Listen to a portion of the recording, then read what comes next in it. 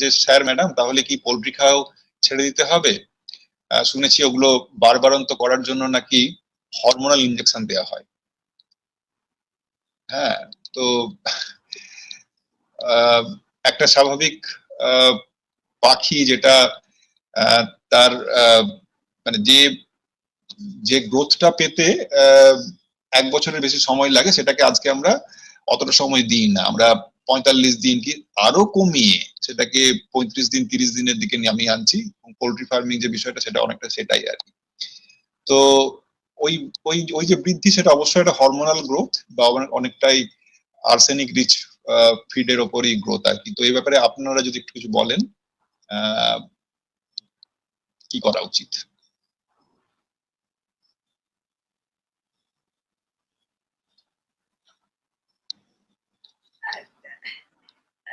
তো পোল্ট্রি, হ্যাঁ আমরা তো জানি poultry definitely hormone, but only thing is that আমার একটা কৌতূহল আছে, আপনারা যেহেতু অ্যাসোসিয়েটেড, এই হরমোনস গুলো তো বেশ দামি হরমোন, এগুলো কি মানে সাধারণ যারা পোল্ট্রি চাষ করেন তারা কি অ্যাফোর্ড করতে পারেন? গ্রোথ হরমোন ধরুন, এগুলো তো দামি হরমোন, সেগুলো পান, অ্যাক্সেস পান ওনারা? যে ধরনের ফিড দেওয়া হয় সে ফিডের মধ্যে একটা কার্সিনোজেনিক গ্রোথ হয়, একটা প্রচুর আর্সেনিক রিচ ফিড ব্যবহার করা হয়। তো সাইকেলটা অনেক স্পিড আপ করে, এবং যেহেতু ওরা একটা জায়গাতেই তো বেশি মানে থাকে, খুব বেশি নড়াচড়া করার সুযোগ পায় না।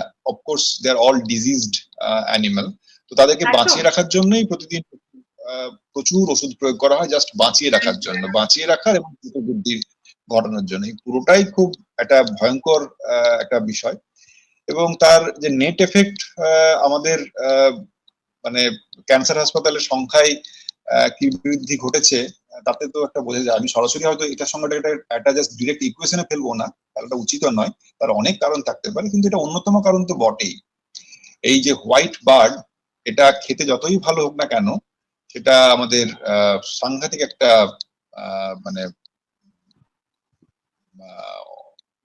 এই ধরনের অসুস্থতার একটা বড় কারণ। নিয়ে প্রচুর লেখালেখি তো হয়। তো ঘুরে ফিরে আবার ওই জন্য গ্রাস ফেড চিকেন, ওই চড়ে বেড়ানো চিকেন, হ্যাঁ টুকরে টুকরে খাচ্ছে কান্ট্রি বার্ডস, এগুলো প্রয়োজনীয়তা আসছে বই কি।